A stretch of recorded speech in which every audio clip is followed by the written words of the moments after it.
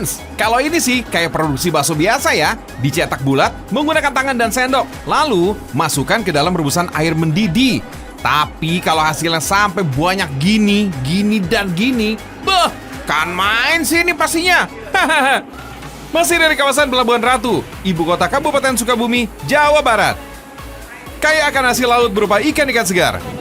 Ini nih Fams, salah satu hasil olahannya. Bukan bakso biasa, tapi bakso ikan. Di Pelabuhan Ratu sendiri, total terdapat 85 pengolah bakso ikan. Meski bukan yang pertama, bakso ikannya Mas Wiji termasuk yang melejit nih Fams. Pembelinya nggak habis-habis. Tuh, lihat tuh. Borong sampai berplastik-plastik. Bahkan nih, tiap harinya 500 kg daging ikan ludes dijadikan bahan baku. Wadadidaw. Jenis ikan yang digunakan nggak sembarangan Fams. Cuma 2 ikan tuna dan ikan marlin. Proses bikinnya pun nggak asal-asalan. Harus effort ke pasar tradisional dini hari untuk menggiling daging ikan. Biasanya para produsen bakso ikan sudah punya langganan supplier ikannya masing-masing nih Fams. Di tempat inilah ikan dicincang menjadi potongan-potongan kecil, digiling dan dibumbui. Masing-masing ember ini berisi daging ikan yang telah digiling. Campuran bumbu seperti lada, bawang putih, dan garam.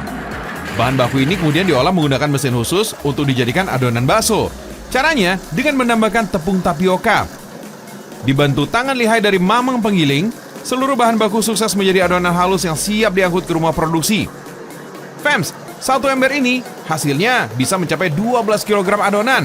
Jadi kalau daging ikannya sendiri 500 kg, berarti bisa 40-an lebih ember adonan yang bolak-balik diantar ke rumah produksi. Wah, mantul! Bahan baku yang sudah jadi adonan halus siap dibikin bakso nih Fams. Proses awalnya langsung ke pencetakan. Ada yang menggunakan mesin, ada juga yang manual dengan tangan. Untuk mesin biasanya bakso-bakso berukuran kecil Fams. Tapi untuk bakso ukuran sedang dan besar, lebih praktis menggunakan tangan. Gini nih caranya. Ambil adonan bakso pakai tangan. Tekan-tekan hingga adonan bakso berbentuk bulat keluar di antara jari telunjuk dan jempol. Kalau sudah bulat sempurna, sendoki adonan bakso dan masukkan ke dalam rebusan air mendidih. Itu untuk bakso polosan. Kalau bakso urat biasanya diisi dengan tambahan daging sapi di bagian dalam bakso. Proses perebusan bakso dilakukan selama 20 hingga 30 menit sampai rebusan air dan minyak mendidih serta tekstur bakso menjadi kenyal sempurna. Setelahnya, bakso ditiriskan dan didinginkan dan siap dikemas. Produk bakso dibedakan menjadi 2 jenis, bakso biasa dan bakso super. Bakso biasa menggunakan ikan tuna, sementara bakso super diolah dengan campuran ikan marlin yang lebih banyak.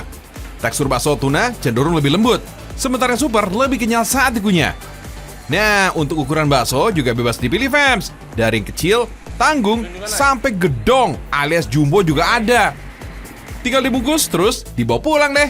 Oleh-oleh nendang buat yang tersayang. Hihi. Harganya terjangkau, di kisaran Rp5.000 hingga Rp37.000. Yang super harganya sedikit lebih mahal ya Fams.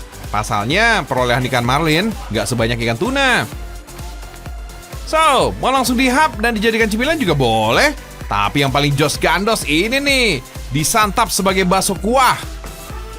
Yap, biasanya para produsen bakso ikan tuna auto punya warung bakso sendiri Fams. Kalau di Jawa Tengah, yang laris manis bakso Solo atau Wonogiri dengan bahan dasar daging sapinya. Di Pelabuhan Ratu udah pasti bakso ikan Fams yang disajikan. Rasanya dijamin gak kalah endes sama bakso daging sapi. Plus kandungan protein yang lebih kaya dan baik untuk tubuh. Cah to the cup, cakep!